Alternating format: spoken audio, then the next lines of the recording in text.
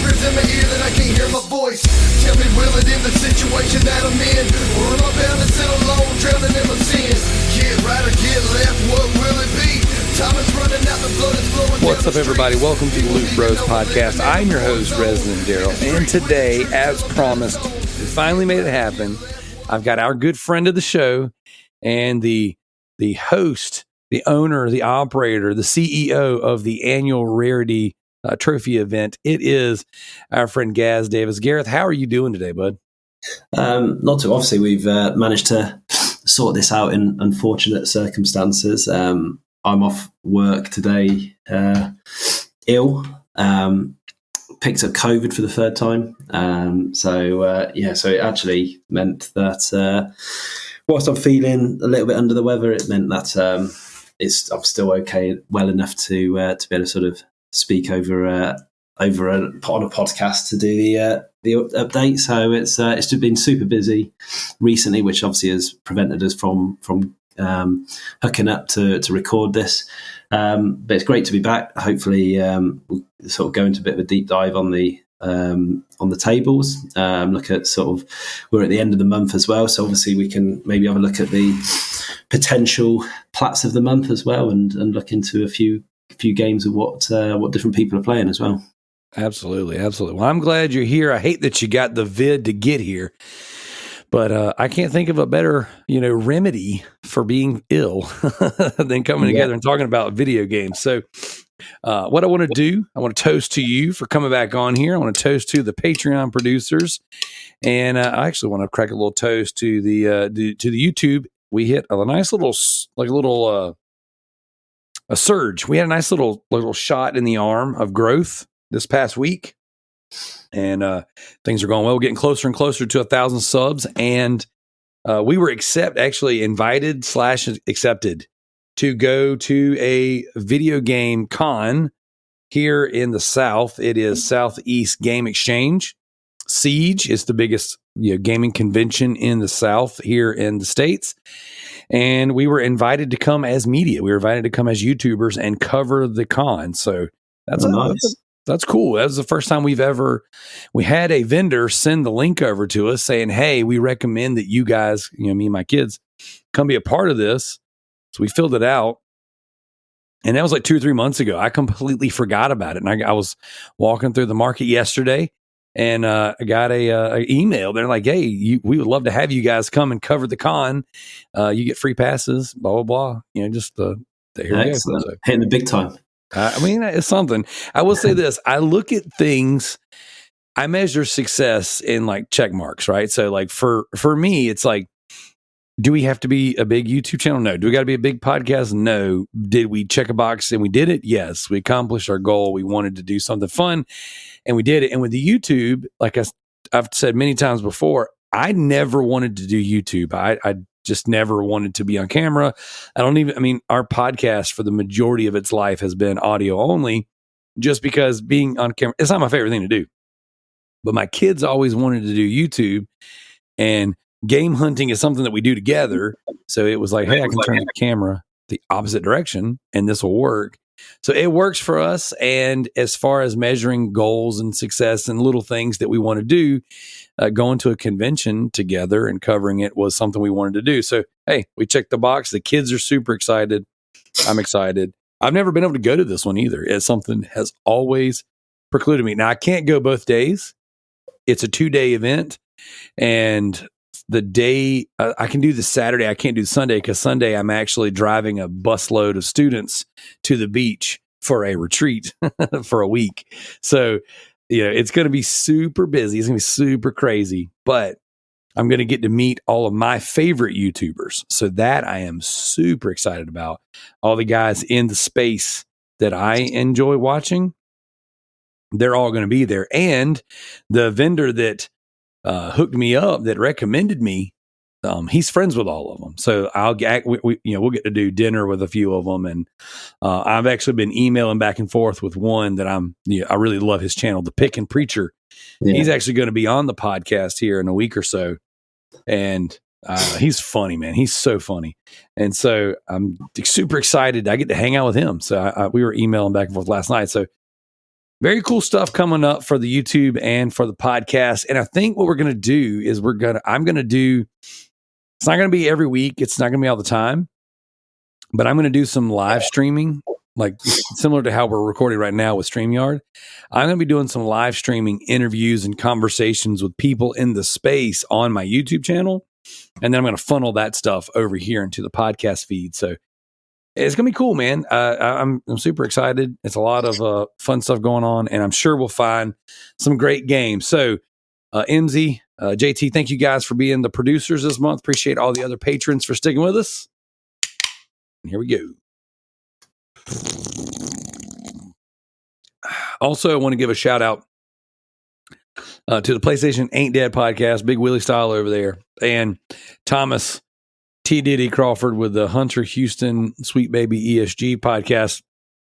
So I've been real easy on them the past few weeks. I've been real nice to them.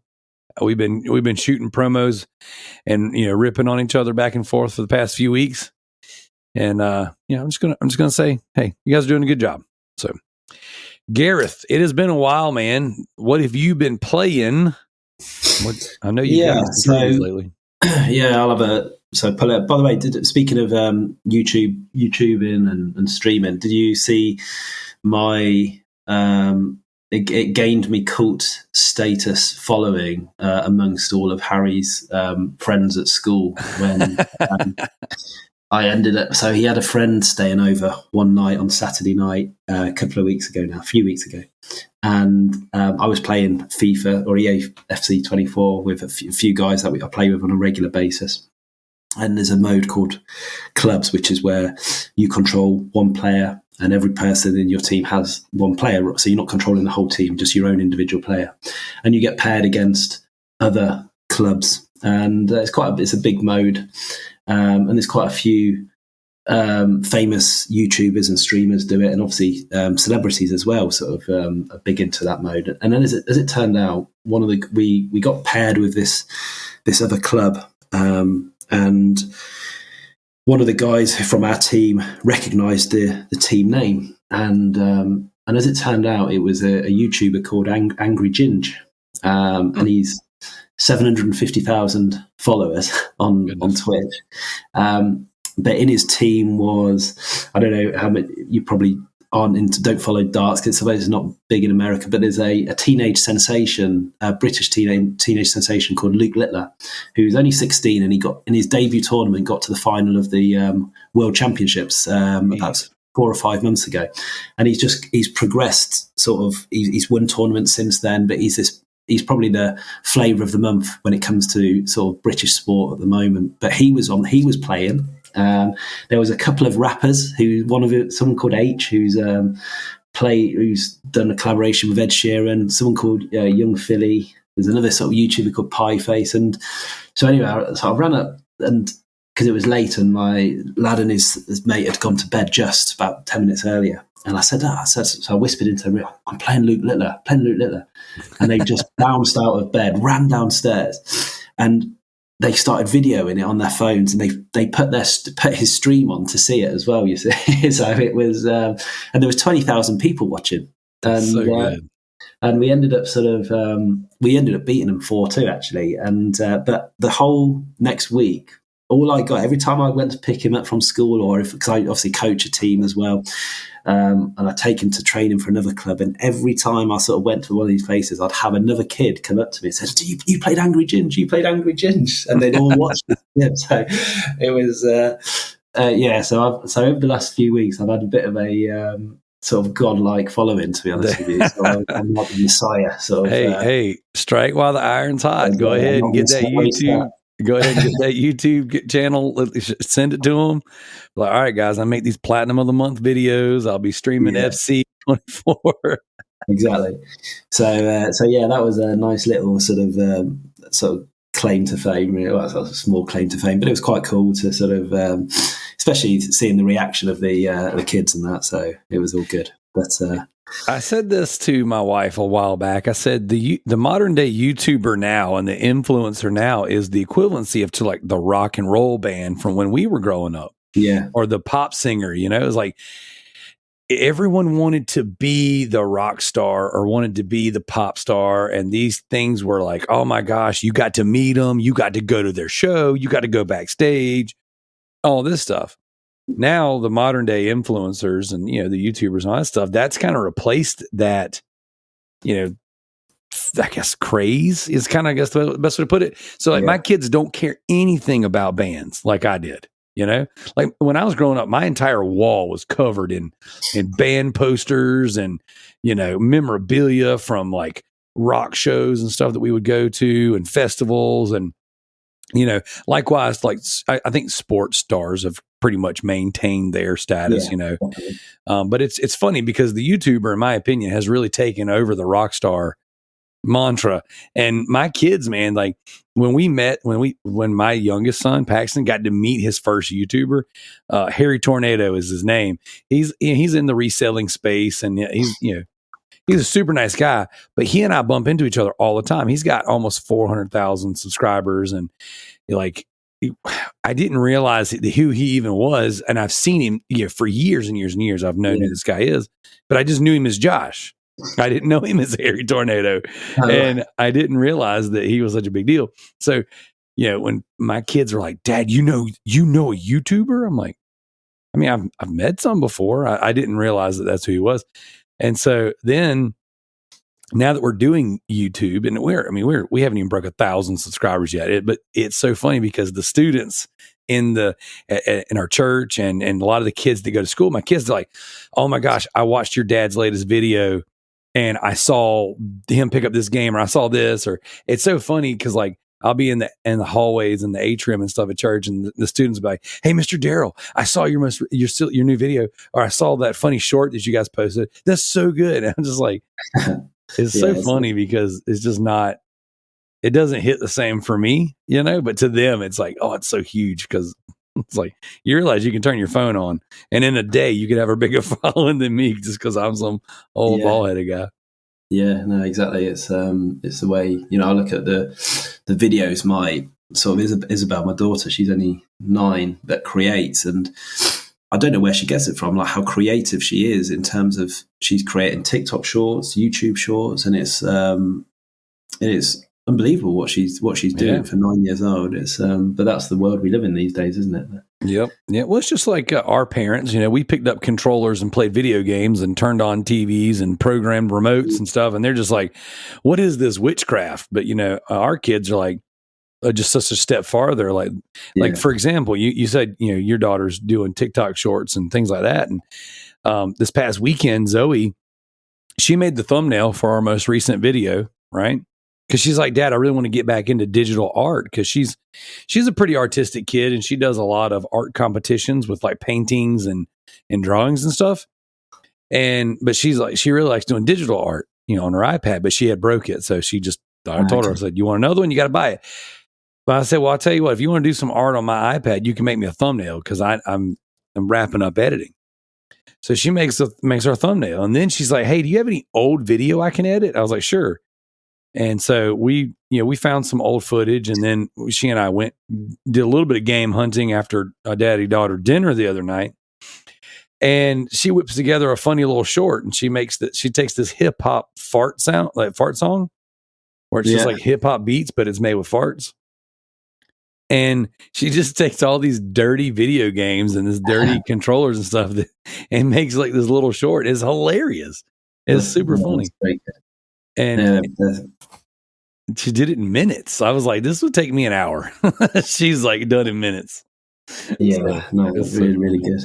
Really good. So, but in terms of, little deviation there, but in terms of back to what I've been playing, so really it's four games really, but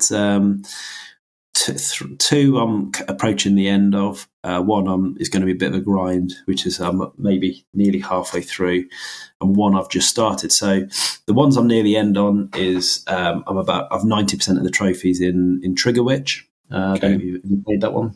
Yeah, I've seen it. So it's a decent game. It's fairly.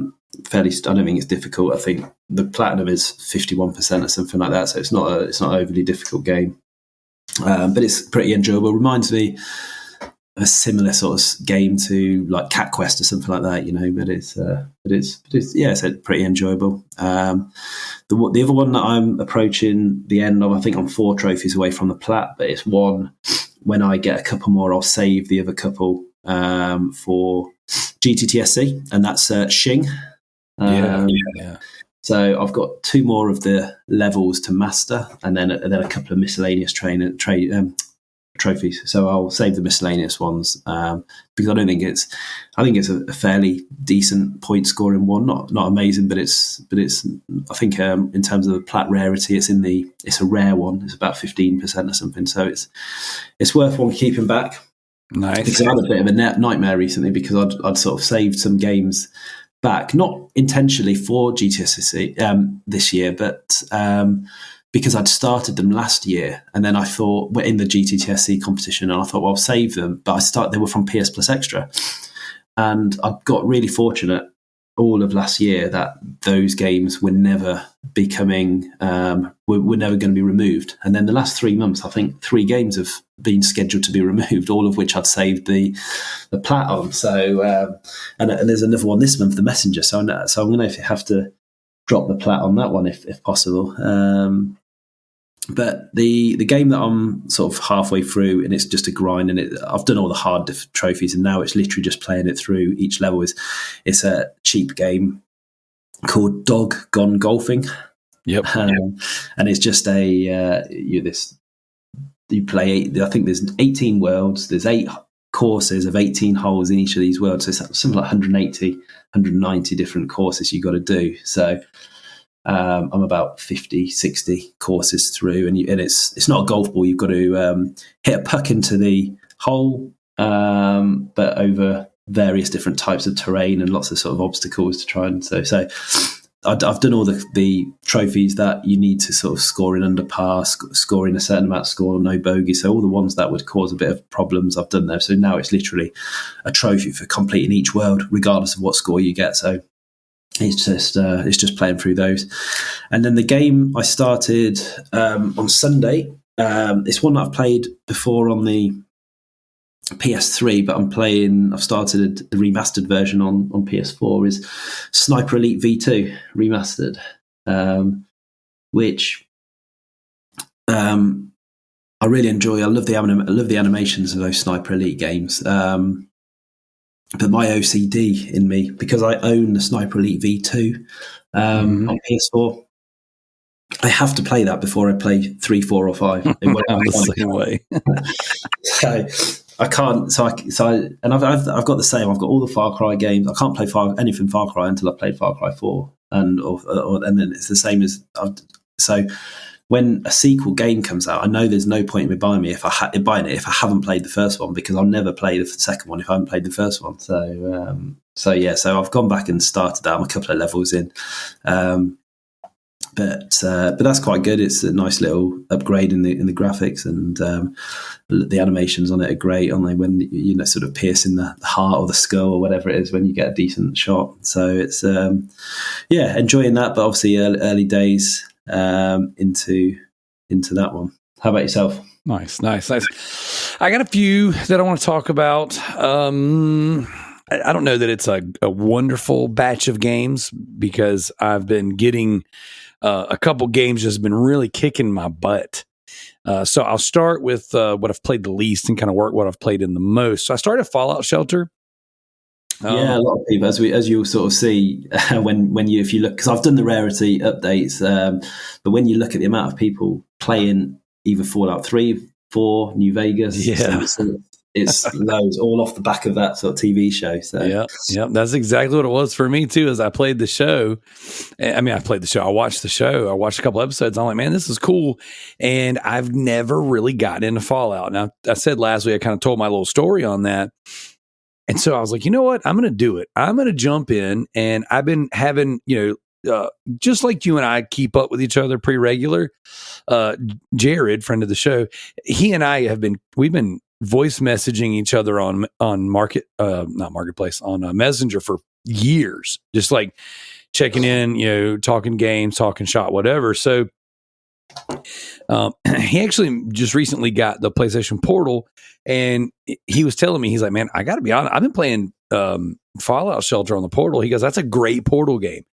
I was like, dude, that's a really good idea, because I like to play when I'm laying in bed, and that's a game where you wouldn't necessarily be required to do a lot. You just, it's the resource management game essentially.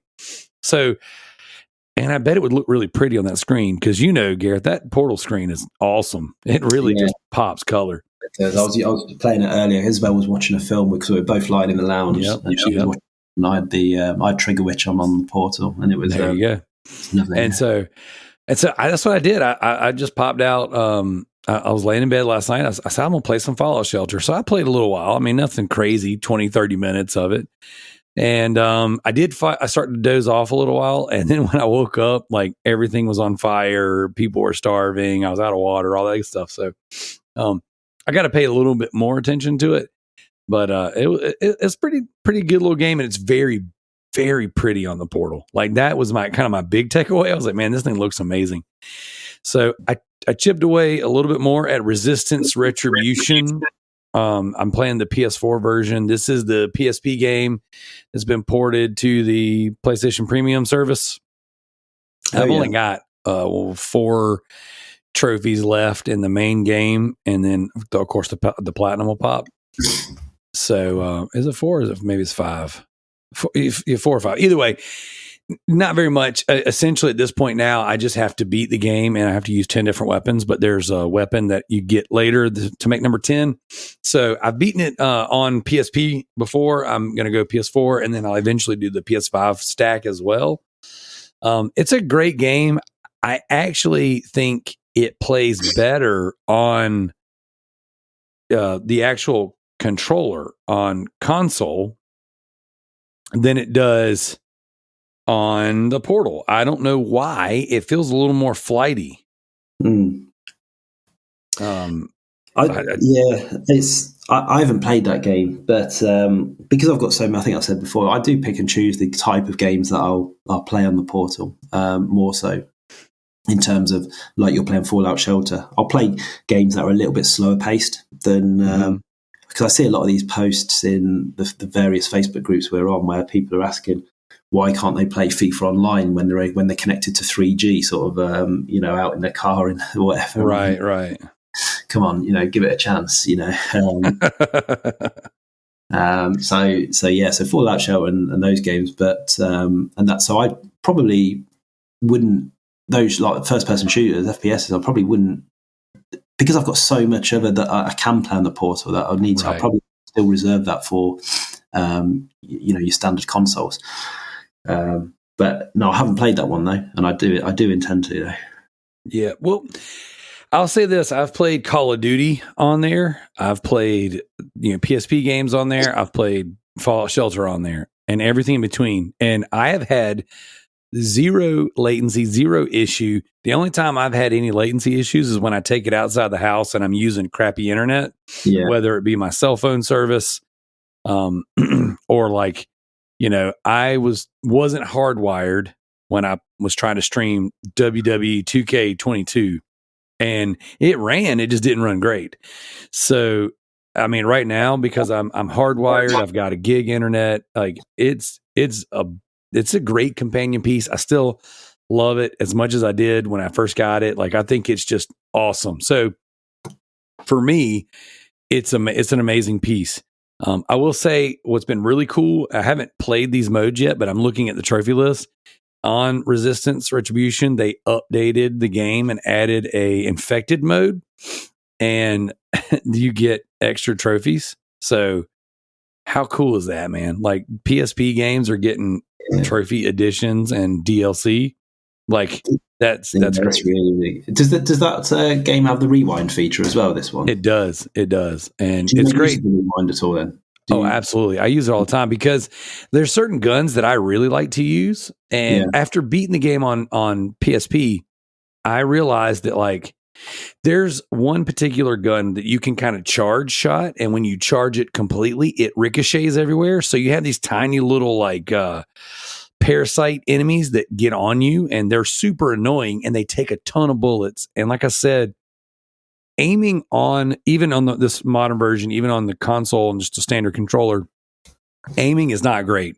On the PSP, if you remember, you had one joystick and then you aimed up, down, left, right with your face buttons, X, B, or X, square, triangle, circle. Okay. So it was not built to play on modern controllers. So now that it's been ported and worked on, it works well, but like it is still slightly off. Like there's something about aiming on it that doesn't lock on. Like you can tell it's aged. So It doesn't make it not a great game. It's different. So what I learned is that if I use this charge shot on this gun, like I can shoot once and take out 15 of these enemies. It ricocheting everywhere, and it's a lot less annoying to run through those areas. And this game is just like monster closet. Like it's just, you just run a few seconds, you kill a bunch of enemies. Run a few seconds, kill a bunch of enemies. Like it's interesting for me because I'm like, man, they really wanted you to shoot stuff in this game. Yeah. So that being said, what I use the rewind function for the most is conserving my ammo. Like if I miss a shot, I'm like, well, that's 25 bullets, to charge it completely. I don't want to waste that. So Right. I'll rewind it and then I won't miss. So it's pretty interesting. I really, really like it. So that being said, I've been playing through it and I've just been chipping away at it. It's a game that I don't necessarily want to be over. And I've got 3 chapters left before I complete the game. And one of the chapters I'm in the middle of right now. So I just kind of play a little bit for a little while. And then I'm like, man, I enjoy it. And I'll play through the PS5 version on a later date. Maybe during the actual GTTSC, I might play through it again. I mean, it's a solid 8 to 10 hours. Right. So it's not a quick game, but it is just one of my favorite PSP games. And I've just been so nostalgic for the PSP that I really, I'm enjoying having these games. So next up for me would be Call of Duty Modern Warfare 2, I guess in order of how much I played. So Call of Duty Modern Warfare 2, I've already beaten this game before. I'm going through it and beating it on the veteran difficulty. Just kind of chipping away at it. I really, I've enjoyed playing through these games. I kind of just was in the mood for shooters not too long ago. And so I was like, you know what? I'm going to play some COD. Matter of fact, a friend of the show, a Patreon producer, MZ Nitro, hit me up about doing the survival mode together, the spec ops mode together. And we played it together and I had such a good time. I was like, you know what? I kind of wanted to go through the campaign. And then when I beat the Modern Warfare 3 campaign, I was like, dude, I'm gonna go back and beat Modern Warfare 2 on veteran because I'm fresh, You know how it is when you play a certain game, you get the mechanics down, and then you're playing on the higher difficulties. You're like, I don't necessarily want to start something different because I can just do another one like this. Yeah. So I'm playing through Modern Warfare 2. I don't think I'm quite halfway. I'm just kind of doing a mission or two here and there. I spent more time on Modern Warfare 3 this week than really I should have. There's one veteran trophy that will not pop for me, and it is super, super annoying. I've beaten the game on hard, and I've beaten the entire game on veteran. But one little trophy says beat these 2 levels on veteran, and it won't pop, and it's driving me nuts. And I've already beaten them technically 4 times, but 2 times on veteran. And I'm like, I don't want to do this anymore. Like, I want this platinum, but I don't want to beat those levels again. No. So, I last night after this is my second time beating those 2 levels on veteran. I was like, all right, I need a break. I got to go do something else. So I played some Fallout Shelter. That's what I bounced to. So other than that, I've been playing 2 other games, both on the Vita. So when we started GTTSC last time, I was playing Madden 13 on the Vita. It said it was like a 8 to 10 hour platinum. I've been playing it for a year. I still don't have the plat. I just kind of chip away at it here and there. There's 3 trophies I have to do that are very luck-based trophies. Right. One is return a interception for 100 yards. So you have to essentially catch it in the competitor's end zone where they're going to score, and then you got to run it all the way back for a touchdown. Now, the closest I've gotten to that is the 50-yard line, so halfway. And I should have had the trophy on that one, but I accidentally panicked and ran out of bounds. And my hands were a little sweaty. I was a little excited. I'm like, here we go. I'm going to do it. And I kind of moved my thumb just a little bit to get a better grip on the,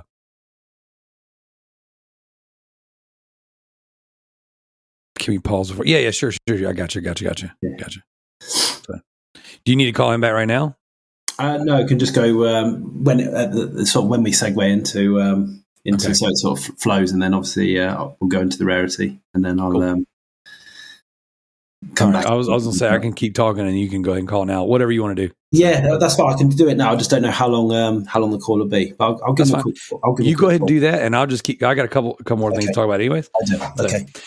But yeah, so anyways, like I said, I just accidentally ran out of bounds and botched my own trophy, and it was super frustrating. I got super annoyed with myself. So right now, I've just got like a super long game going, 4 quarters, 15-minute quarters, and I'm just setting the table for them, getting basically running the ball all the way to their end zone, going out of bounds, kicking a field goal 100 yards and missing, setting the table for them to pass, and then rinsing and repeating until I get the interception. So it has been quite annoying, but I'm going to continue to chip away at it. The other trophies I'm missing are return a punt for a touchdown in overtime. So that one's, again, it's a very, very, it's kind of skill based because you can set the table, but also luck based because you got to catch the ball in a certain spot. And I've already turned down my opponent's stats and turned mine up, just trying to make it a little easier to do. But, hadn't necessarily been able to make it work. So, just kind of working on that one. And then the last one, which is more skill dependent, but even then there's still some luck to it because I've tried this a few times and just got annoyed that with 79% or 78%, it's finish a game with a 80% pass ratio or higher, and you have to throw at least 20 passes. And even with full stats across the board, for whatever reason, my guys will randomly drop a pass with no coverage on them. So it's just annoying. So a little bit of RNG sprinkled in these 3 trophies. And so I will get this platinum. I will not give up on it. I will continue to push. I do not have a platinum in a Madden game. So it's kind of one of those things to where when I look at my trophy resume, it's like I could stand to have a Madden plat, and it's on the Vita. So it checks my boxes. It's fun for me. And it's cool. I hadn't really, until I played this, I hadn't played a Madden game in years. And I used to play them all the time with my brother. So there's that one just kind of chipping away at. And then this is one of those anime horny boy games for all of those guys out there. This one's for you, Will. I've been playing some Mega Tag Mention Blanc plus Zombies. I think that's right. Let me make sure. Let me a real time title check. So Mega Tag Mention Blanc or Blank. I think it's Blanc. Plus Neptune versus Zombies. Gotcha. Okay. What a title, right? Playing this one on the Vita. I actually played this game years ago, like years and years and years ago. Let's see. 2017 looks like is when I popped my first trophies. And first trophy was January 28th, 2017. And my latest trophy was March of 2023. So a 6-year gap between those trophies. But I just cannot seem to finish it. It's just one of those things where like it's a cool Muso style game, but I don't know. It's a little less Muso. It's more wave based. It's interesting the way it plays. You go in these little arenas and you'll have like objectives and you'll have tons of enemies. Sometimes the enemies will continue to spawn until you've hit the main objective. Sometimes it's just defeat all the enemies. Sometimes it's defeat a boss. And it's one of those things where I was looking through my games to finish up and clean up platinum wise for the Vita, because a while back, guys, I said I wanted 100 Vita platinums, and this is kind of one of them that was really closer to being completed. So I was like, I'll download it and I'll get back into it. And it's a fun game to play. I definitely dress my characters up more modest than most of the horny boys out there. So, but just kind of playing through it and just kind of chipping away at getting all of the collectibles that you have to get. You have to grind them out. You have to beat certain bosses, beat certain levels and missions to complete this treasure set. And it's annoying. The trophy guide says sometimes you'll have to play a level 20 times before you get the drop you need. And that's no joke. Like, I played one level. I'm working on a trophy, on a treasure set right now. And I literally played a level 20 times exactly before I got my drop. And I've already beat this game. And I've already played through these levels before. But one night I sat down, I was like, I'm watching a film and I'm just going to cram hit buttons. The thing is, my characters are so OP. They're so over leveled that I don't have to do any real work. There's no chance of these things killing me. With the exception of the boss fights, there's like a boss arena thing you can do, and you can die at least at a level 50 like me. So, but they're like sometimes they're super grindy, like a Monster Hunter fight. Like, you could be fighting for 20 minutes, one boss, and then if you don't get your drop, you got to do it again. So, for example, I'm working on a treasure set to where I have to fight a boss called Doomkale, and this boss, it takes probably 5 to 10 minutes to beat them with the characters that I have.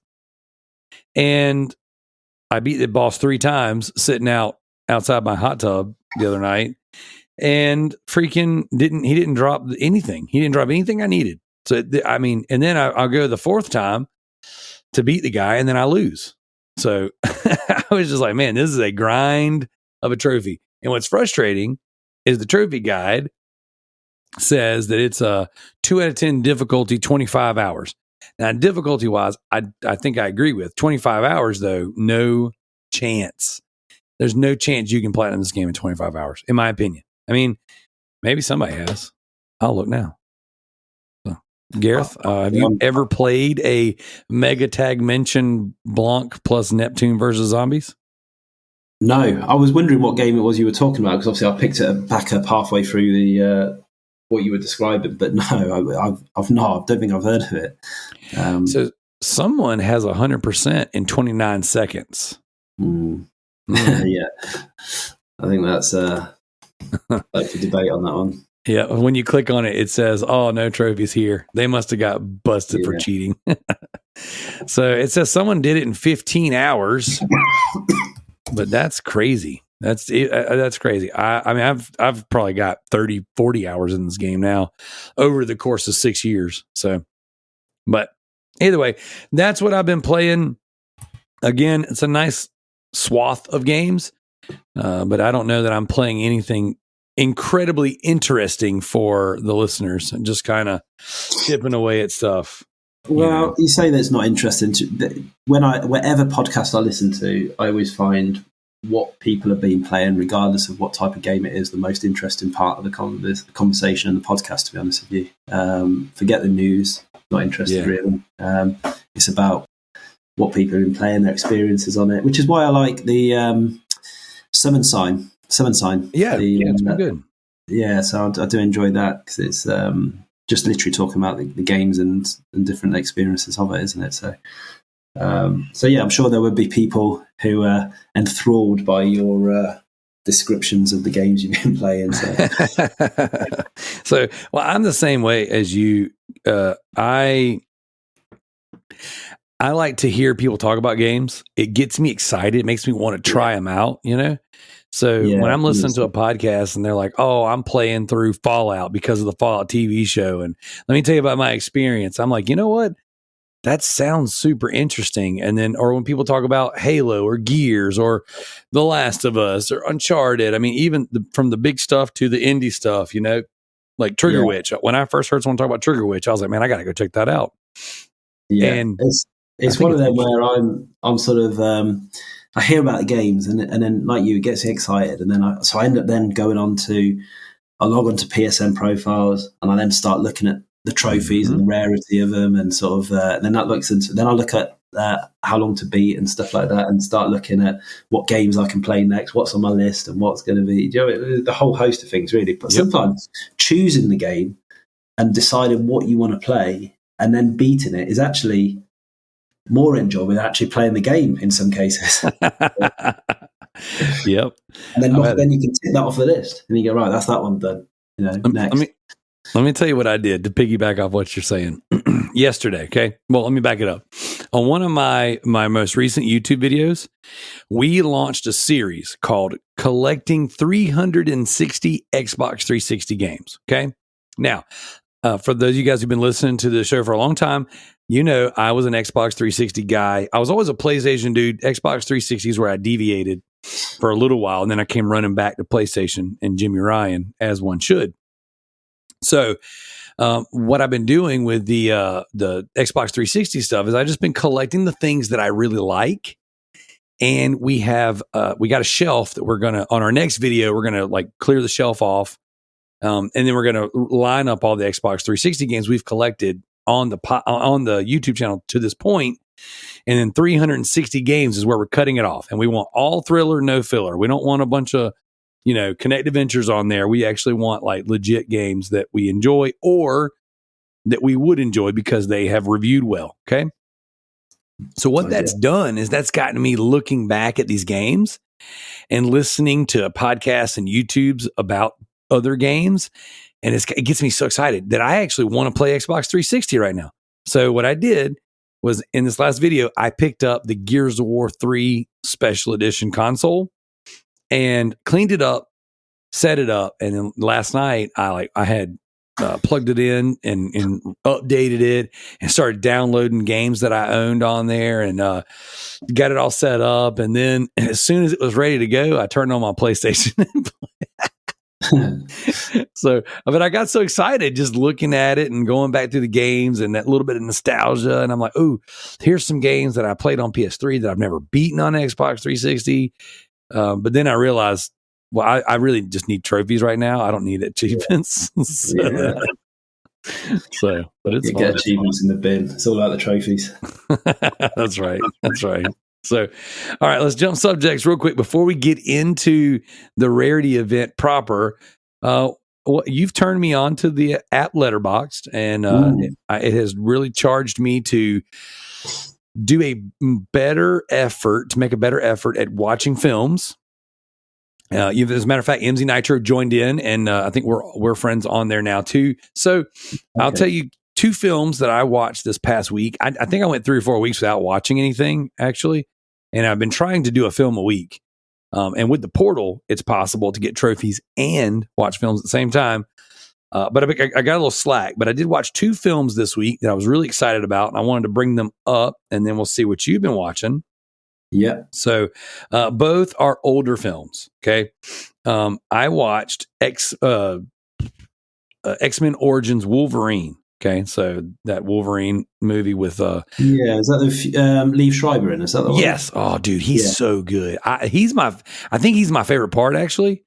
Like, I think he's an amazing actor, and I think he's an awesome Sabretooth. Like, if Sabretooth isn't going to be giant and he's not going to have like almost like wild hair and a lion's mane, then he needs to look like Liv or however you say his name. And like, it's so cool, man. He was such a good Sabretooth. And so I watched that. And man, I just really enjoyed that movie. I know it's not a perfect film. It's not like the portrayal of Deadpool, even though I liked it and I understood what they were going for. It's not the best, but the fact that the Deadpool movies have been able to pull that into them and even poke fun at them. Yeah.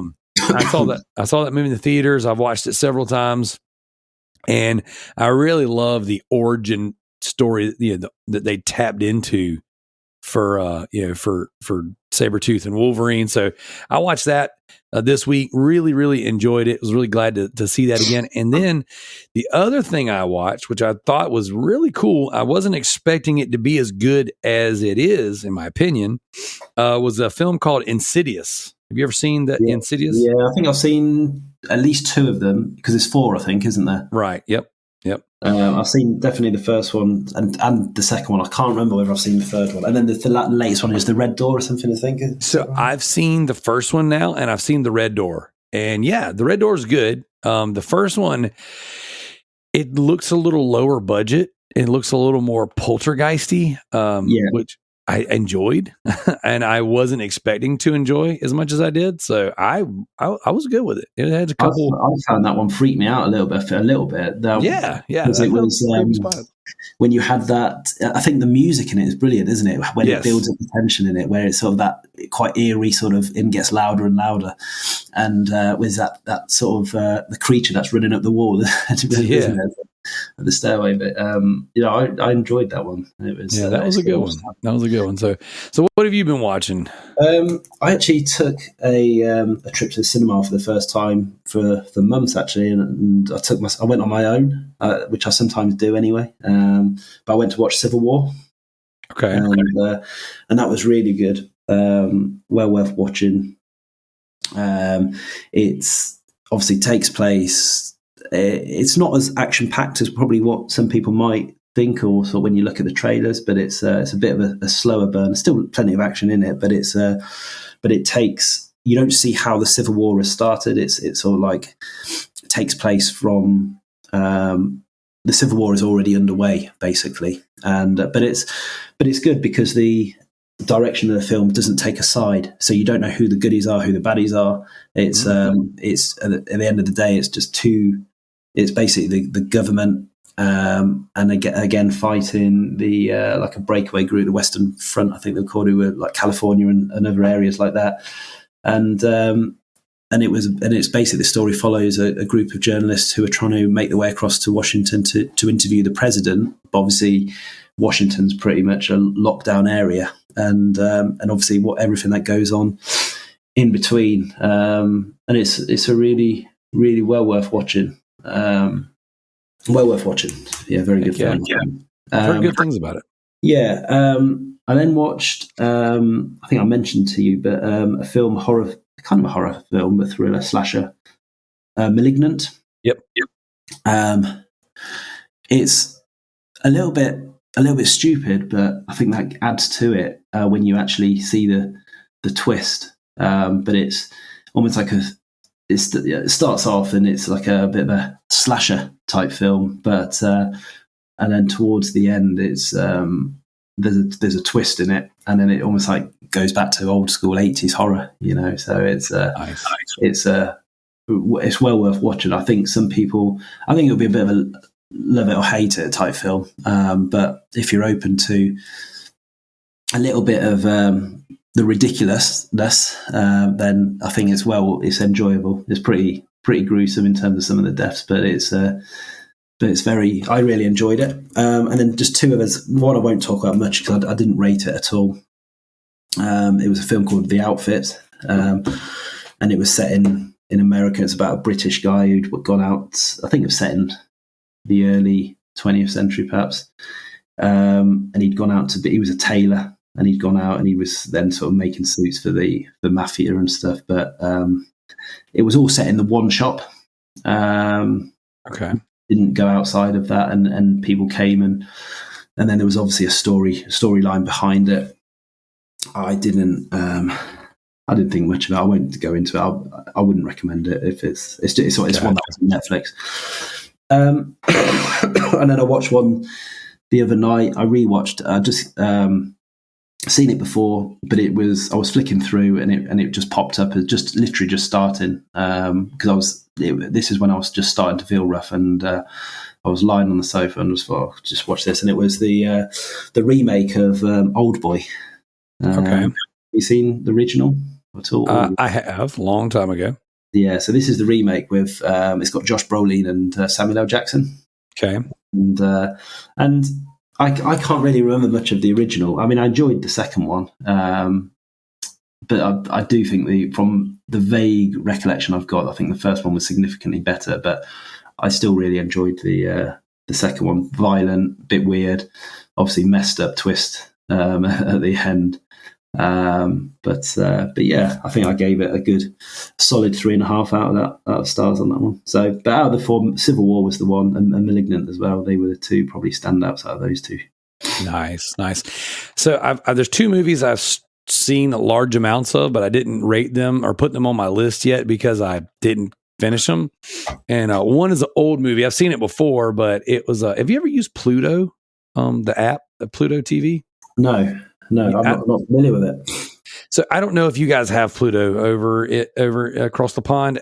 You know, sometimes that stuff's called something different or whatever. Yeah. But so we have something called Pluto TV, and it works very much like what for us. There's a satellite service called DirecTV, right?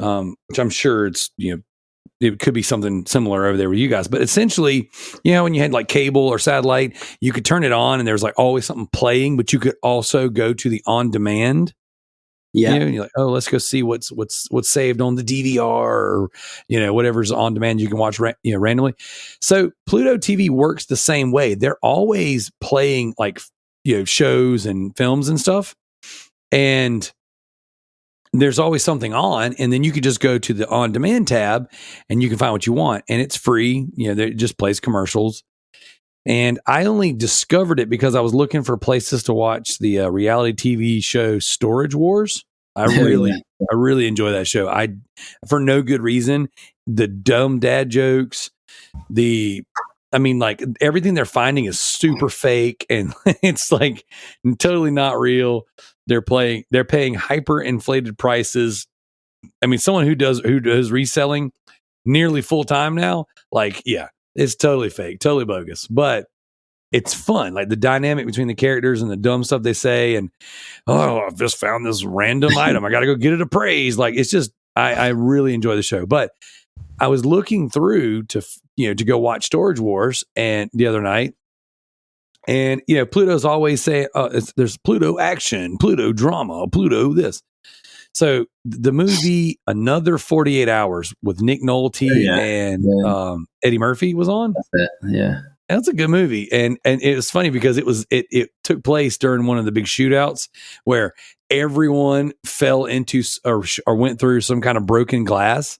So it's like, here's a dude getting shot. He's flying through a window. Here's a dude getting shot. He flies through the bar of this club. Here's a dude getting shot. He's flying through this.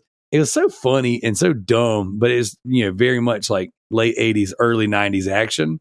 Yeah, I know the ones you mean. Yeah, no, that's a pretty good film. I remember that. I've not seen it for years and years and years, but I do remember it. Same. I didn't put it on my list just because I didn't finish it. Like it was already started.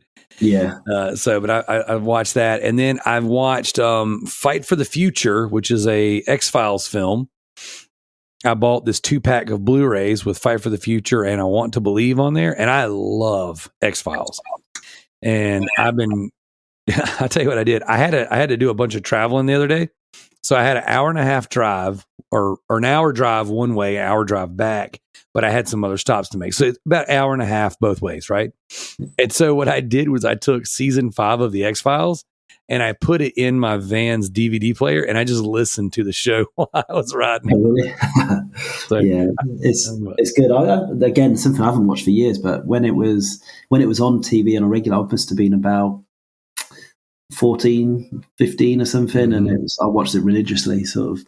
Yeah, really enjoyed it at the time. It's good.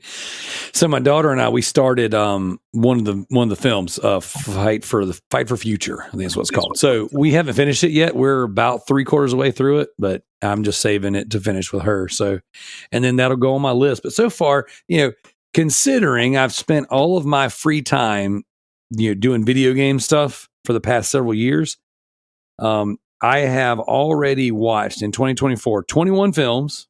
Yeah. And I got some pretty good stuff on there. Some pretty interesting stuff. Some old stuff on there, some new stuff. And but it's been good. I would say, and I know you like this movie, which is why I'm bringing it up. I would say the worst movie I've watched this year is Nope. Yeah, I remember you saying. I was surprised at that. I thought that would be one you'd get on board with. I did I too. really enjoyed that. I've watched that multiple times as well. I've watched that 2 or 3 times. And I went to the cinema to see it. I nearly went to the cinema again to see it. So, but it's I just there was something about the atmosphere about it. I sort of really enjoyed. But I think it's also because I like Jordan Peele and in his film Get Out and Us. I haven't seen that one yet. I mean, Get Out is probably his standout film in terms of that was the first one he did. And I think that's available on Netflix. So it certainly is over here at the moment. So I would highly recommend that one to give that one a try. If you don't like that one, and then Us is another very good one. It's basically everybody has somehow. So yeah, it's just the world is normal, and then all of a sudden, just out of the blue, everybody has got this evil doppelganger. And the doppelganger is then out to kill the real person of that person, if that makes sense. That's cool. It's well, and then obviously it's just, but it's really good. So so you see it as like, there's a family, so it's always focused on a family of 4, 2 mum, dad, brother, sister. And they just see these 4 people hanging outside their house, and then they actually look exactly like them, but are evil. And then it's just, but everyone else, their neighbours have the same, and everyone else. So it's like this whole battle between these, like, I don't know, I can't remember what they were, whether they're demons or whatever it is, but it was, it's pretty good. It's violent, but it's a bit of a warped imagination, but it's good. But Get Out is probably the one. I think that was his first one that he did, which was really, really good. Gotcha. Interesting. That's pretty cool. I'll definitely have to check that one out for sure. Yeah, I would. So, all right. Annual rarity event time. Guess this one's all you. I'm sure you got plenty of cool stats for us, plenty of cool fun stuff for us. So I'm gonna give you the floor. And okay.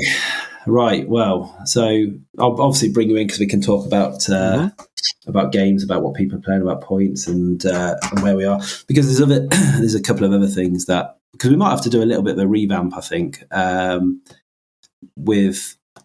because I know there's a couple. So, for example, if I start in Division 2 and we'll work our way up. So Big Burner Dob. I'm hoping that people listen to the show. Because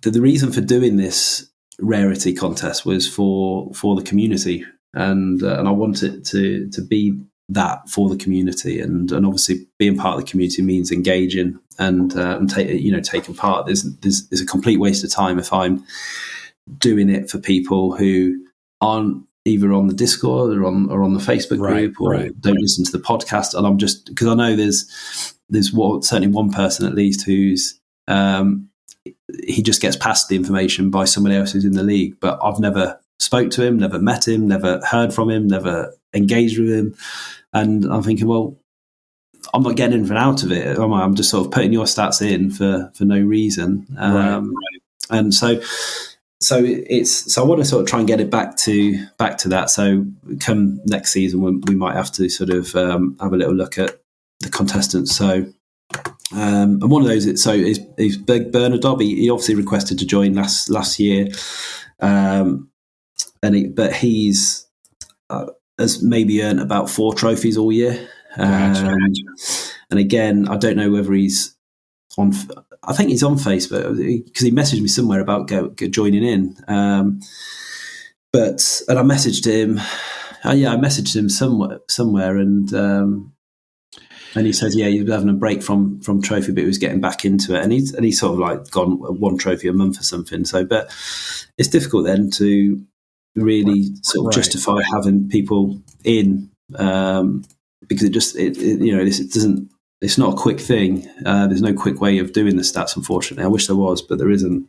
So I want to make sure that if I have it condensed with people who are actually in it, participating, engaging in either the Discord or the Facebook, then I can spend more time putting other cool stuff together, as well. Absolutely. So, well, I would suggest this then, because I know middle of the year we do the division swap. That's kind of where we kind of revamp everything. Right. Yeah, that's right. I think we should I mean, it's your event, and I'll back you however you want to do it.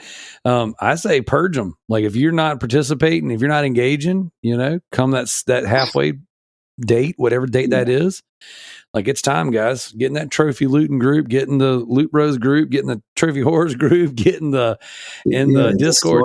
Yeah, I know some people don't like the Facebook, but if you even create a an alias, a fake account or something, or join the Discord. Discord, yeah. And there's lots of ways to engage in that way. I agree. I think a purge wouldn't be a bad thing, especially because it's your time is so valuable. It's not if people don't respect your time, and it's just like any other contest. Like if you join a contest and you don't complete, you lose. You're out. So you're not gonna if you don't finish a marathon. You don't get to hang out at the winner's party afterwards. You know what I'm saying? Like, nah, dude, you didn't compete. You didn't complete it. You're out. So that would be my vote. And I'm all for a good purge every now and again. Yeah, so we'll have a look at that sort of and give people people have got a chance now, haven't they? Because there's still probably we'll look at it, but the end will be what will it be? June, July. Yeah, somewhere in June, right? End of June. Yeah, it'll be end of June. There's plenty of time. Listen to this now, guys. Get involved, get invested, or get purged. So but obviously for now they're in, and we'll do their score. So Big Bernadotte is down in last place, 16th of Division 2. He had a -2, which was taking him back down to 50 points. To be fair, 50 points ain't a bad score considering he's earned about 4 trophies all year. Right. But he had a decent one. His rarest of the contest was all tied up in Fortnite, which is a 2.57% rarity. So that's that was a good one to get. But obviously hasn't built on that. In fact, actually, there's 1, 2, 3. The bottom 4 of Division 2 all didn't earn a trophy this week. So shame. So Darth Knight is 15th. He's well into the way of Helldivers 2. He's, I think, 75% of the way through the trophies. I know a few have got the platinum in that one. But at least he didn't suffer any decay. He had 0 points. So it means he's 52 points, so 2 points clear of Big Bernadotte. Tross, again, no trophy earned, but a -1 score. 86 points for the total. Again, it's one that I think he's in the trophy whores group, I believe. So, but I'd kind of added him by last season, unintentionally, I suppose, because Tricky asked if he could be part of the group or the leaderboards, and I thought he meant this leaderboard, the rarity, but I think he meant the other, something else, basically. Yeah. So. But so his last trophy was April the 14th, but he's again quite a way into Suicide Squad, Kills of Justice League. So we'll see whether he wants to be in it next season. Kalai is next. So considering where she was last season, she's obviously put good time into sort of the PlayStation. This time around, she's on 106 points. Didn't earn a trophy, but the 2 games that she's been earning good trophies in is absolutely Darkest Dungeon. So it's nice to see Kalai putting some time, because I know obviously she mainly games on PC, but it's good to see doing some PlayStation gaming as well. And then we come up to 12th place, and now from here in Division 2, everybody earned trophies. So the 12th place is Riley, the Brain 76. He had just 4 points. His rarest trophy came in Helldivers 2, 27.31%. And that's so Riley tends to be sort of play one game at a time. And then I think he's earned a couple of other trophies, but in games that wouldn't necessarily qualify for any points because of they're above an 80% rarity. So, but yeah, 122. He's not far off Jared. So Stink Palm is next in 11th. He had 8 points, 128 points. as we've already talked about, he's playing a bit of Fallout Shelter. 16.71% Smooth Talker was his rarest trophy. Heck yeah. And actually, incidentally, that was a new rarest trophy of the competition that he earned this week as well. So good stuff from him. And if you think, so the way that Jared plays games, he's obviously scored better than he did last season because of the introduction of the bonus point system. So because obviously he plays like some of those FMV games, which are quite high percentage. So he's had 33 points from bonus scoring, which he wouldn't have had last year. So that's where it's really sort of given people that extra incentive to, that you can play some of these not necessarily easier games, but because it'd have to be short games to be rare. If you take Spider-Man 2, for example, it's got 70% platinum sort of trophy, but it gives people the ability to score points from higher percentage rated games in terms of their rarity. So, and he's made the most of that, really. So well done to him. Another one who's on the Fallout bandwagon is Jeremy, which is Departed 570. He had 5 points increase, taken to 155, and he's gone on to Fallout 4, so playing the PS5 version, which just recently got released on that. 44.87%. So I noticed initially those trophies, because when I first did the update was done on Sunday. I looked at, you'll come and see it in Division 1. I think it's, excuse me, one of the trophies that Mies Goetzelot earned in Fallout 4 is currently at a 1.50% rarity. But I'm not putting that down as his rarest trophy earned, because it's kind of got an asterisk against it, because the trophy isn't a very difficult one, and it's going to hugely increase in absolutely rarity, because I think it's for something like collecting 10 bobbleheads. And so I've included him in the rarest trophy of the week. However, I know that there's no point in having it as his rarest trophy overall, because it's not going to stay at that rare. And then it will service to, because he's got a good rarest of the competition in Portnoy's at 2.24. So I've left, although it says it's lower than what his overall is, I've sort of, there's a caveat to that basically. So, but yeah, so that's where, so Jeremy, so go back to Departed, his rarest is 44.87, which is probably about right for where that trophy would sort of be positioned. Good scoring week from JT, who's next in 9th place. 25 points. Rarest trophy was in Demon Souls on the PS5, which actually was the Platinum trophy. So that's a really good one to have. I've not played the Demon Souls game. In fact, I've never played a Souls game. I tried Bloodborne once for about 15 minutes, and I got so frustrated that I thought, I just can't sort of hang on. I need to probably invest a bit more time to doing it. So I left that alone, but that's a good one to have, and we'll touch on, because we're at the end of the month, we'll have a look at some of the platinums at the end when we've done the update of what people have earned, because I think it's a really good month. I think it will be our most hotly contested. I thought last month was, but this month I think it'll be even harder to predict a winner for the platinum of the month, because the games are, while there's not one standout game, I don't think there's probably a good 5, 6 or 7 that could easily sort of be a personal favorite, favorites of people. So Homer dropped a place from 7th to 8th. He had -1 points. Not for not earning trophy. He did earn trophies, but it's just an extra bit of decay. I think he was playing Infinite Strash, and I think that some of those have become rare, more common. But he was, again, Fallout 76. So that's 3 different Fallout games we've seen so far. 23.24%. He's on 224, so there's a bit of a gap there. About 50 odd points between Homer and JT. There seems to be a bit. JT's probably got it in him to catch it, but that's kind of like a bit of a cut off between the top half and the bottom half of the league. Tricky Mick also dropped from 6th to 7th. I know he also had -1 points.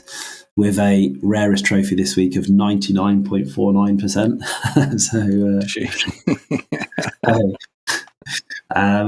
So well done, Tricky, on that. Doing the most. To be fair, I know he's been laid up in hospital, so it's I'm sure he would have earned a few more trophies had he not been so struggling with his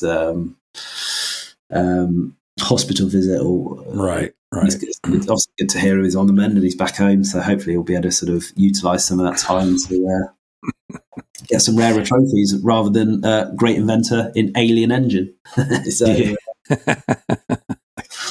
But so he dropped a place and is on 230, so 6 points ahead. It's all quite tight actually between the next three. So as I said, so Homer's 224, Tricky's 230, and then out of nowhere is been James Waldron. So Rick's boy has jumped 2 places from 8th to 6th.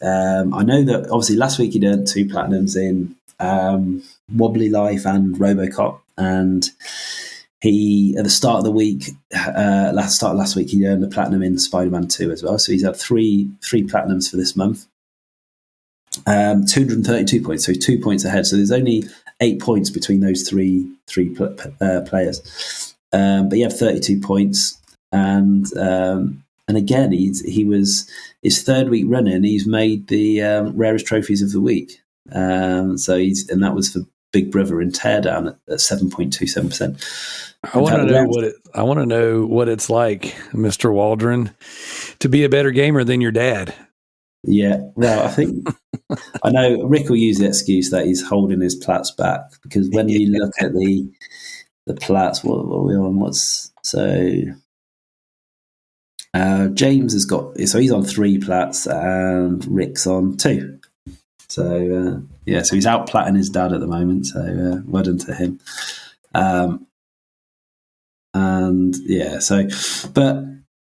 Brilliant from him. And obviously Rick said that he's got the trophy bug, and I think competitions like this probably help him do that. That added little bit extra competition.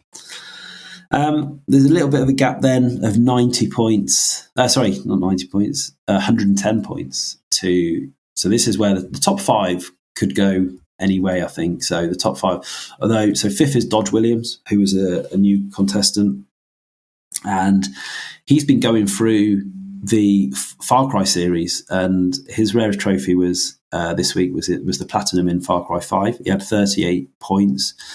342 for the total. But when you look at his platinums for the year so far, he's had Far Cry 3 Classic, Far Cry Primal, Far Cry New Dawn, and Far Cry 5 now. There we go. So I'm probably assuming 6 will be next. Far Cry Primal is awesome. If you ever decide to jump into the series, I would recommend play that one before you play the modern ones, because they, even though the general idea is the same, it's different than the rest, because you're not using guns and it's beasts and stuff. I mean, that's my favorite Far Cry. Like, that game is fun. Yeah, I want to get into another Far Cry. Actually, I might do it after I finish a couple of these Trigger Witch and Sniper Elite. Maybe I might get into another Far Cry. There you go. Because Primal is based off the Far Cry 4 map, isn't it? Correct. Yeah, which I like it much better than I like Far Cry 4. Right. Personally, that's just me. Although Far Cry 4, I might have to go and do that, because obviously they've seemed to have fixed. There was a bug trophy which was preventing people getting platinum, wasn't there? But they seem to have fixed that at the moment. So, I hope so, because I don't have the platinum. But the thing I don't like about 4 is that, like, the map, dude, sometimes you find yourself trying to climb these hills and you just can't. It doesn't allow you. And you have to drive around. It's so annoying. I didn't feel like I had as many issues with terrain in Far Cry Primal. I feel like they fixed some of that. So, but I suppose they would have had to, wouldn't they? Because if you didn't have vehicles back then, they would have had to, I suppose, adapted the map to accommodate the fact that you don't have a car or a vehicle to sort of get, go up the road or anything. But I've not played it, so I don't know. I guess presumably you can ride sort of some of the beasts, I guess, can you? Or? Yeah, you can. And it's so good, man. It's like you spend so much time like shushing the beasts. You're like, shh. So it's a fun game. I really love that game. Yeah, so I'll have to have a look into those ones. So he's on 342. Incidentally, actually, he was that was the top score, 38 points, which isn't a massive top score, but that was the top score in Division 2 for the week. So he pulled some ground back up on Crook, who's another new contestant this season. Started off like a train, has died down a little bit because I think he was playing the Tomb Raiders remastered versions and had earned some good points in them early on, but obviously suffered with quite a bit of decay. So he dropped from first and he's now in fourth place. 23 points for him this week. So he's comfortably, for the time being, in fourth with 435 points. His rarest trophy was in Fallout 76 at 19.22%. So another Fallout one.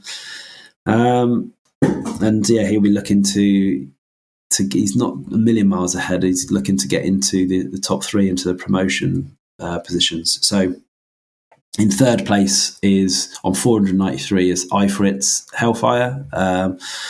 So he had 9 points. He was a new contestant. And this is, so if you're listening, Ifrit Hellfire,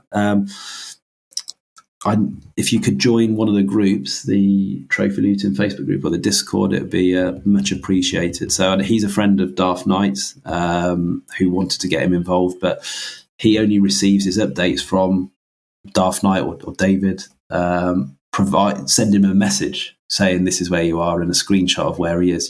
So that's what I want to try and be more inclusive and get people to engage and sort of be part of the group rather than me sort of doing the stats, but because I don't know how he's reacting to it or what. Do you know what I mean? It's pointless. It's me just doing it for a complete stranger, which is I don't take any joy from. So, but anyway, for now he's on 493 points and with 9-point increase, and he's slowed down a little bit. He's playing Final Fantasy VII Rebirth. His rarest in that was 69.33%. Then someone else who's so they've jumped up from 3 to 2 is Pee-wee ITFC, and they've been on a decent this month of really sort of knuckled down. And when you look at the platinums that they've achieved this month, some really good ones. So they're 28 points, 509 for the season. Again, Fallout 76 is the rarest trophy of the week. But the one, when I look at the platinums they've earned this month, is the interesting one. So they've gone South Park, The Stick of Truth. This is just this month. Just Cause 3. That's a fun one. And Doom Eternal. Jeez. So that's 3 really good ones in the month. So they're flying at the moment. So he increased. So in second position. So as it stands, is going up to the top division. Interestingly as well, their points have come. When you look at everybody's points that everybody has achieved across both divisions, at least majority of people, double figures in bonus points. They've only had 7 points in bonus points, which means that's only 14 trophies they've earned this year between 50 and 80% rarity. Jeez. Would have earned. So a lot of their points would have come from uncommon or rare. I mean, they could have earned some common ones above 80, but yeah, it's to get to 509 with only 7 bonus points is pretty good. But leading the way is California Wayne. I thought he might turn up a few trees this season because he joined halfway through last season and then got some really good scores, and was unlucky to miss out on sort of going in the top division. Probably would have been justified going in there if I'd made that decision, but he's top at the moment on 616, 36 points increase this week. Batman Arkham City is where his rarest trophy came in from on the remastered versions, the PS4 versions, 15.23%, Sphinx Riddle. But he also, interestingly, he's got the rarest trophy of the whole competition as well, at 0.32%, which will take some beating. by anyone to get that. And that was in UFC Undisputed 3. Nice. That's a good job. So that's Division 2 done and dusted. So top 3 there: California Wayne, Pee Wee, ITFC, and IFRIT Hellfire holding the promotion positions. So we go into Division 1. Bottom of the pile had not earned a trophy since the platinum in Helldivers 2 is Trophy Whores host Raise Havoc. So Alex doing a disservice to the Trophy Whores name by not earning a trophy for a good sort of month and a half at least, and that's seen him drop. He was obviously mid-table at one stage, but he's dropped right to the bottom of that division. Whilst he's, I don't know. I think he was talking about wanting to try Dave the Diver as his next game, but he's at the moment he's so embroiled in Helldivers. I listened obviously the Trophy Wars podcast, and he's still really enthusiastically talking about Helldivers 2, even though there's no trophy. That must have had quite the impact, that game, on certain people to keep them engaged, especially Alex, who likes earning his trophies.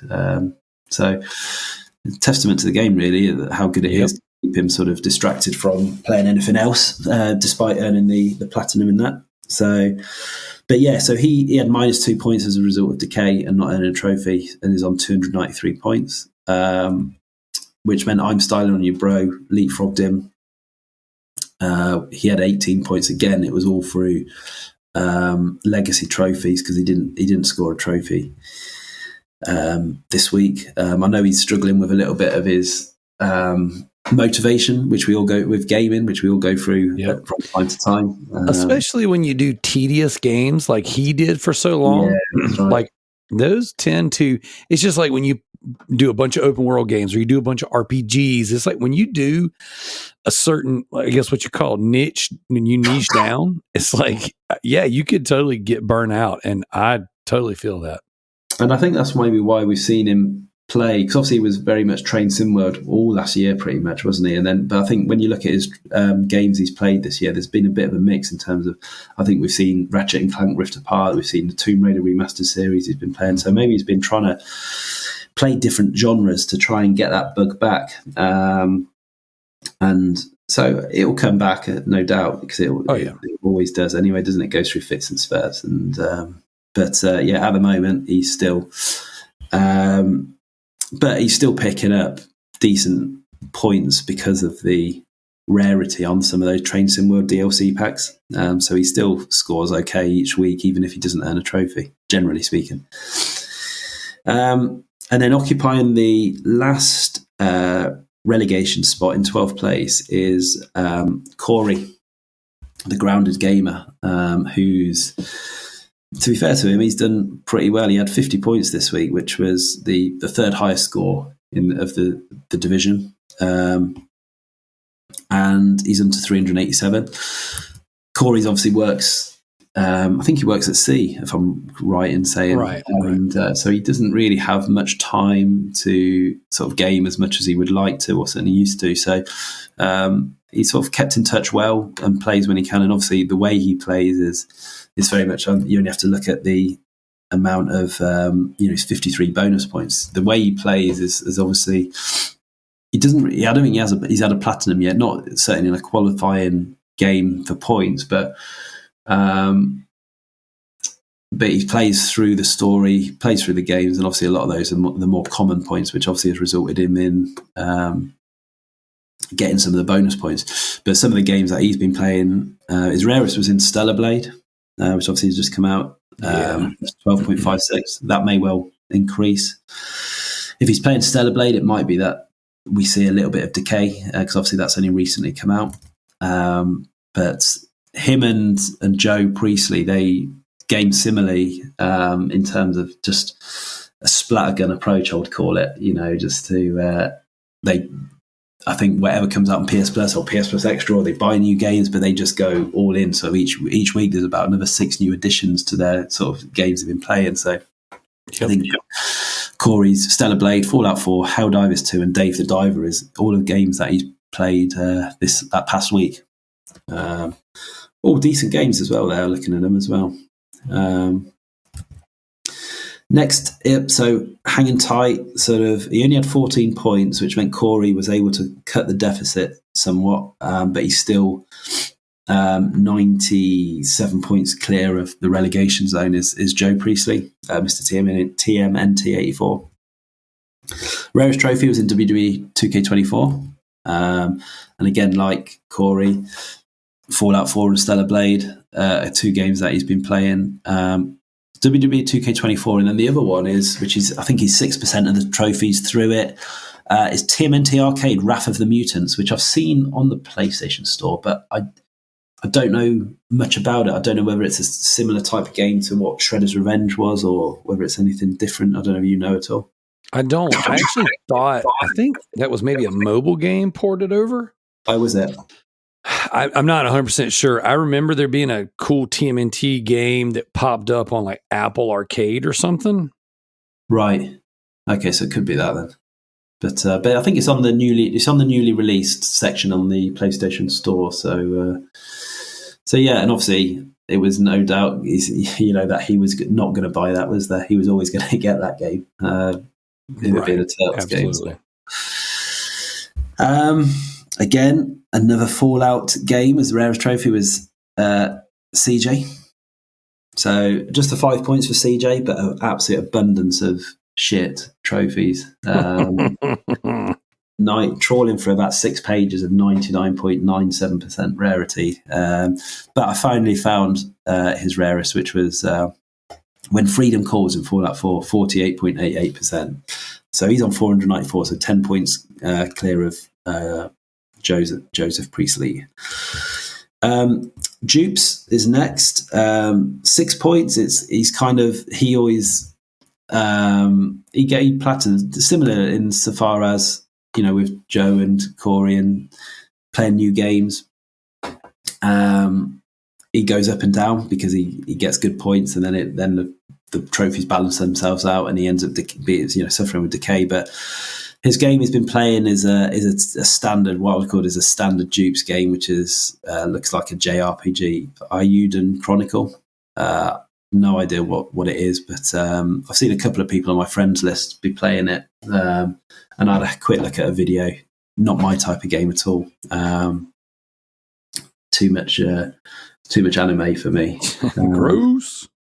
But yeah, 6 points, 501 points. So he's 7 clear. So it's all quite tight there as well. And even for the next one, so he's on 501, so 7 ahead of CJ.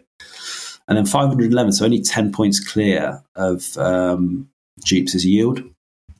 Yield had a spell of not earning any trophies as well, because obviously playing with Alex and Matt from the Trophy Wars on Helldivers 2, so he got the platinum as well on that. And then he had a couple of weeks at least of not earning any trophies, but he's gone back to earning trophies now, and he's going through Sackboy's Big Adventure at the moment, and his rarest trophy came in that, which was a 17.90, so he had 11 points, taking him to 511. So 1, 2, 3, 4, all between 11th and 8th, there's only 27 points between those four people. So anything can happen between those ones.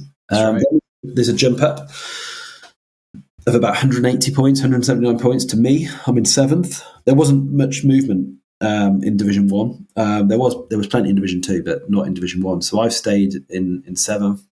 I had 21 points. I'm on 670. I know I'm pretty safe. I'm not going to get relegated. I'm not going to win it. I'll be happy just sort of milling about this mid-table position, I think. So my rarest was in Dog Gone Golfing, World 6 Champion. But I'm 10 points behind Marky Fraser, so last year's winner. He's got 680, so he's 10 points ahead of me.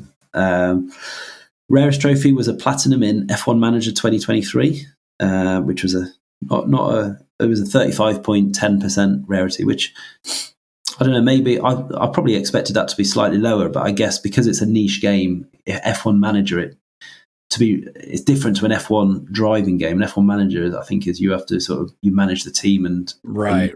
simulation. So I guess if you buy in that type of game, you have to be really invested in that particular genre or type of game, which is maybe why the rarity of it is quite high, because people who are playing that really want to play that, so.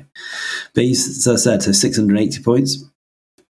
Next is yourself, 711, 31 points this week.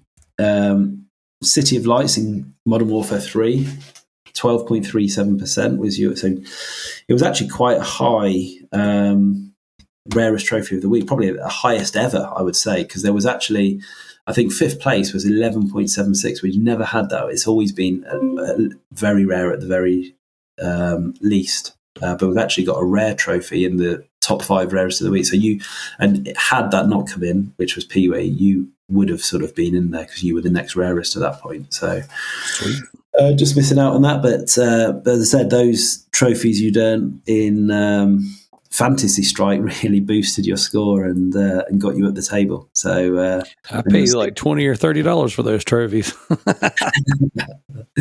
Well, it's an investment. Yeah. Well, I plan on finishing that game, but it's so hard to self boost.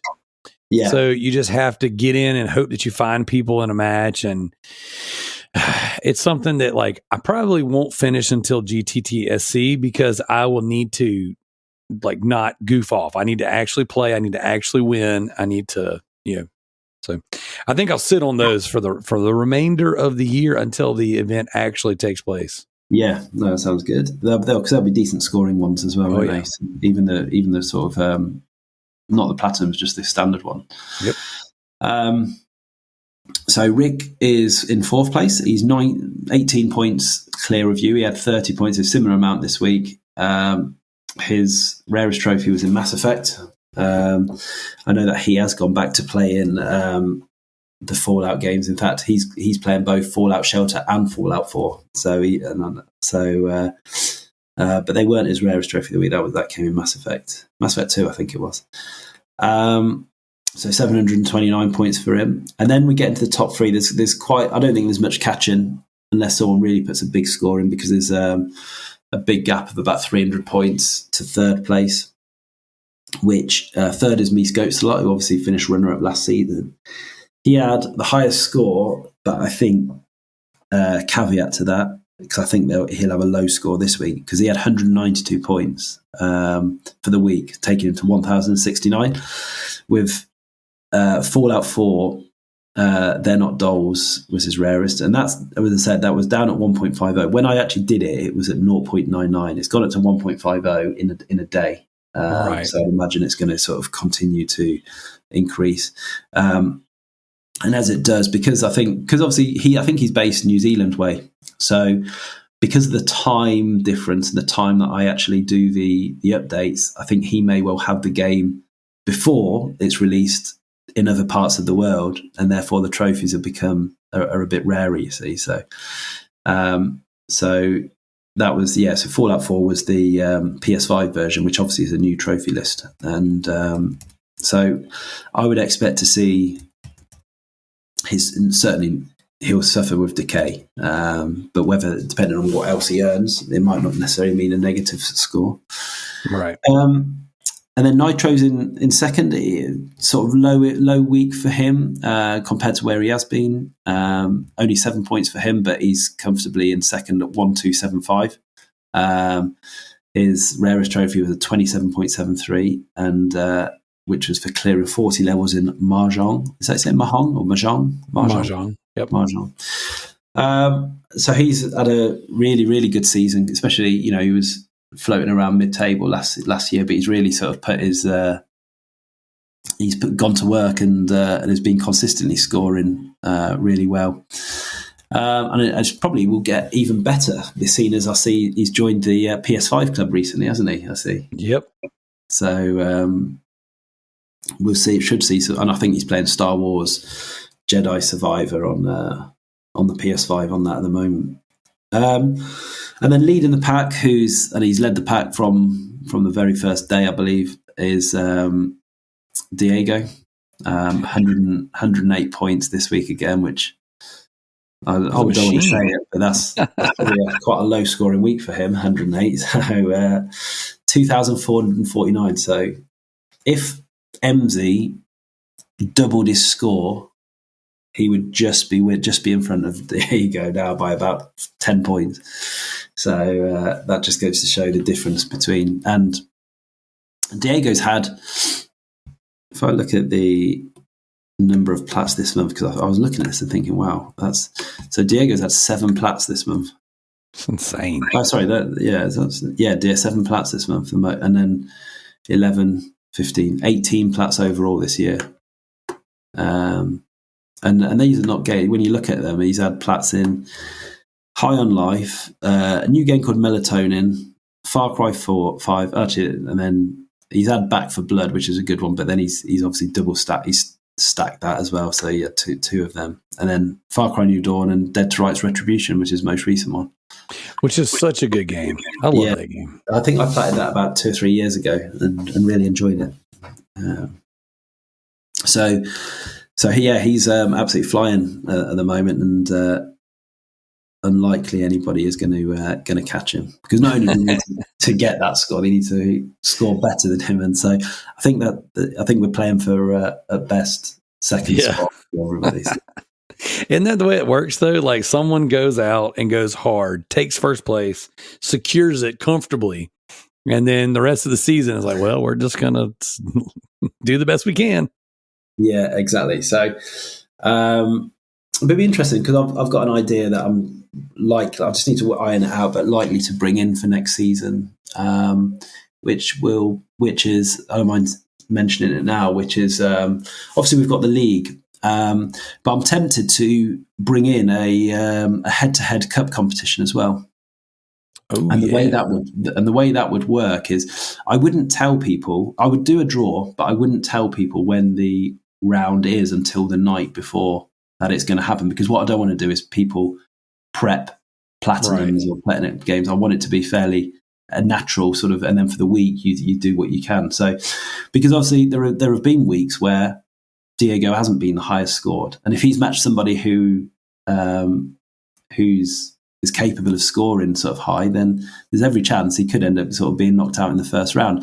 And it's really easy to implement, because I don't need to do any extra work. All I need to do is, when I look at the draw, is compare what each person has scored in that on that particular week, and the winner progresses, and the loser goes out. And that'd be a combined, so it wouldn't be a Division 1 Cup and a Division 2, it would be a all-in, so everybody would be up against each other. So it could be a random draw. You could end up drawing Big Bernardob, or you could end up drawing Diego. So and that's the plan for next season. So just something extra. Awesome. So just very quickly on rarest trophies of the week. So as I said, I've put in Meese Goat Slot for the rarest trophies of the week, because it still is at this time of recording.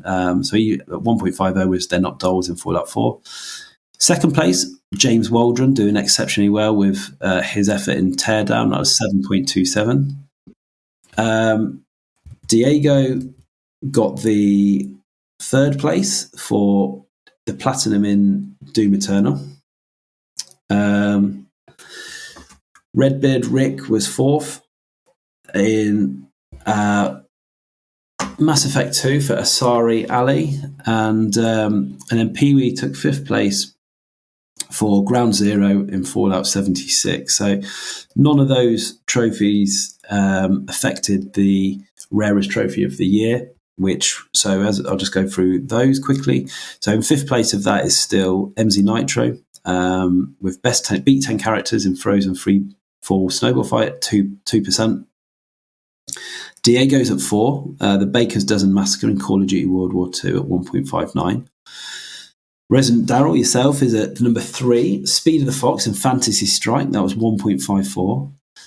I'm up there in the second place. We're up there with the best, which is Dangerous Golf Platinum, 1.11%. And California Wayne is out there in the lead with a quarter down 3 to go in UFC 3 at 0.32%. as I said earlier, that will take some beating to beat that. So obviously we're at the end of the month. So platinums are pretty much done and dusted, unless anybody has a late flurry today. So 29 plats in total, albeit a couple of duplicates. I think JT had one and Diego had one for Back for Blood. So I'll just go through the platinums that we have, because obviously, as I said, it's I think it's going to be a really competitive plat of the month. You're going to be looking at games. So have you got the spreadsheet up, Darryl, at all? I do. So what I do is each month I message 5 or 4 random people, different people quite often, and ask them to pick 10 games, and that 10 nominations for the plat of the month out of the list. And what I do is if there's any where people have said the same, I work out of those 4 plus my own, they get a vote. And obviously any that have multiples go on to the nominations. If there's any sort of draws, I just make a decision based on my own opinions. So and then that's how the 10 nominees are generally worked out. It's not just me deciding on what the 10 are. It's right. Kind of I try to make it as diplomatic as possible. So looking at that list, what's your, if you had to pick 10 from there, what would 10? Because I'm looking at that and that's tough when you look at, Hogwarts Legacy to start with is a pretty decent one. Huge one. That's a huge one. Take that. Just Cause 3. Look at the rarity on that. Yeah. I know that's. I know Yield has invested a lot of time into Lego 2K Drive, and he obviously got Borderlands, the pre-sequel. They were both in the same week, so they're decent ones. Back for Blood, I know how difficult that is. That's a really good one from Diego. I would definitely say. So far you've named out all the heavies, I would definitely say Back for Blood is probably my pick. Yeah. Just because that's crazy. Yeah, that's a good one. And yeah, Suicide Squad, I know Tricky could be in there with Suicide Squad, because obviously that was a lengthy one. Doom Eternal is good as well. I think that even Dead to Rights, that's definitely not an easy game. It's you got to beat that game on hard, get gold medals. It can be annoying, and you're playing it on PS3 hardware, and it doesn't necessarily it's got a smidge of jank in there. So yeah, but I really love it. Yeah, I'm not familiar with it, but you look at the rarity on Wobbly Life that James Waldron got 7.45. So that's not obviously an easy one to get. I wouldn't have thought if it's that rare. Right. MotoGP 23 7.89. So the plats on there have been, when you look at the platinums that have won it previously, I think the first month there was a no-brainer with Red Dead Redemption 2. I think that was comfortably against what everyone else had. Skyrim, I think, could have gone either way. I think there was a few sort of contenders in that one, and then the closest one yet was last month, which was, I think, Fallout Vegas. Vegas knew it would win it by 1 or 2 votes, but I think it'll be difficult to separate this month, because there's some really good ones, but there isn't a standout. That's a no-brainer win.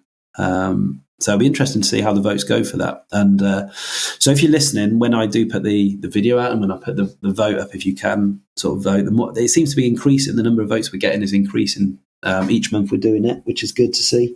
And the more votes we get, the better the scoring is, the better the engagement is. And I appreciate the time taken to watch the video and put a vote up. I got to say, I'm a little disappointed that I've only got 1 platinum this year that actually even made it on the list. I'm just looking at, is that Mia? Yeah. No, it's the complex. No, it's the complex. The complex. So no, I've been on a platinum drought, man. To be fair, a couple of them are banked. By a couple, I've got like 7 or 8 banked that are like pop to a certain point. Then I'll save those for when we need like, oh crap, we need quick points during GTTSE. But also, like, I really have not completed a ton of games this year. I've played a lot. I mean, I've arguably probably played more, in the first 4 months of this year than I did the majority of last year as far as actual time goes. But, I've beaten some fun games. I've played some games for dozens and dozens of hours. And, I'm just looking at my platinums, and I've only got one platinum there. That's, I would consider a narrative story driven game there, which was Chia. Everything else is kind of like being pick up and play, right. Curse to Golf is easy enough to do, and Shatter Remastered Dangerous Golf Fight in EX Lair. Hey, we got to alter the table. We got to alter the tables. So my Complex Platinum has a higher percentage now than my Peppa Pig Platinum. Peppa Pig dropped to 77%. Hey, and then my DC League of Super Pets dropped down to 72%. Is it? Yeah. Oh, right. Okay. Oh no. That one was 2020. Oh, that's why. Those are in 2023. That's why. But yeah, they've dropped some because those have been on Plus Premium or Plus Extra for a while. So the longer they're on Plus Extra, then the more chance they have because people really play it and realize, no, I can't be sticking this for seeing this through. But so technically, I've only platinum 1, 2, 3, 4 games this year, and they're all crap. So there's plenty of time left to go, and especially I'm sure that when GTTSC comes around, there'll be an abundance of same as Rick, really, because I know Rick's banked quite a lot of platinums ready for that competition as well. So heck yeah, because I took I've got a lot of stuff banked. I got both prototypes stacks, banked to the last trophy. Yeah. So, and those are fun games. All right, quick question, real quick, before we get out of here, because I know we both got to get back to work. Do we have any updates on the GTTSC? Do we know if that's coming back anytime soon? Have they given us the date? No, they haven't given us anything yet. There was something that Rick had posted where they hadn't scheduled anything yet because of various different updates and things they were working on at this time, and I think the time it takes to. So I'm hoping it does, but I'm not disappointed it hasn't come. Only the reason being is at this stage now, I'll get my holiday out of the way now at least, because I would have struggled because we're going on a cruise and same.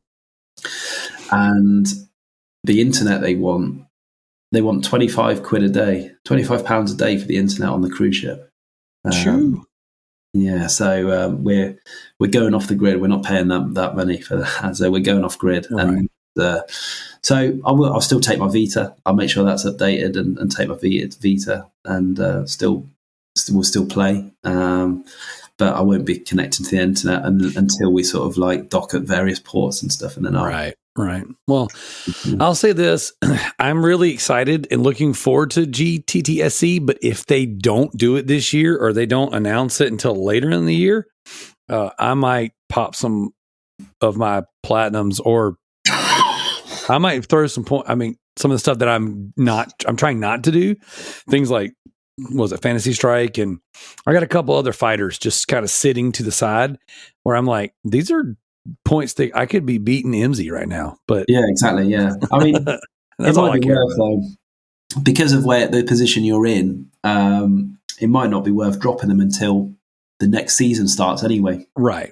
Because you're not going to go down and you're not going to win anything. So it might be, if you're going to sort of want to drop them, then you may as well drop them when the new season starts, and obviously start strong at that point. Well, the cool thing is MZ and I have been able to play some together, and that's been fun. And I'm hoping that, he and I and a few others will continue to chip away at some games together. Yeah, I've got a really busy summer coming up, so I'm hoping to put some game time in and actually get some good points and get some good stuff. And I don't want to, I really do want to be prepared for GTTSC, because those Sunday nights was when my kids and I stayed up, and like they got to stay up and play games and hang out with me, and, you know, because we're doing stuff and playing Minecraft together and, you know, all that stuff. That was so much fun. And my kids keep asking about it. So I'm ready. Just because that's a cool thing for us to do together. Yeah, no, it was really good. It was I mean, we were in it for a quarter of a year, 13 weeks we were in it for. So it was I remember, so I used to get up on early doors, like 5 on a Monday morning, just to see where we were, and be sort of logging in, sometimes hopping on to try and boost some points on the old pinball games. So, yeah. Oh my gosh. I haven't deleted them yet, just because I'm like, as soon as I delete them, they're going to be ready. They're going to say, all right, here's the dates. Download them again. So, no, we'll look forward to that one. But Absolutely. Awesome. Yeah, Well, hey, let's go ahead and land this plane. Guys, thank you so much for coming on, buddy. It's really good to talk to you. I hate that you're feeling bad, but I'm super stoked and super thankful that you were able to make it work. Guys, if you're listening, join the groups. Join the Trophy Looting Facebook group, Trophy Whores, Loot Bros Discord. All the links are in the description each and every time a podcast goes live, or any of my YouTube videos. I mean, it's a link tree in there, and it's all in there. So click on those links, join in the fun. Definitely be on the lookout for Gaz's video when he does the platinum. And this stuff takes so much time, guys. The score, the sheets, the videos, it takes a lot of time. And Gaz, we really appreciate you for all your hard work. So thank you guys so much. Thank you, Gaz. We appreciate you. And always remember, here on the Loot Bros Podcast, animes for purpose.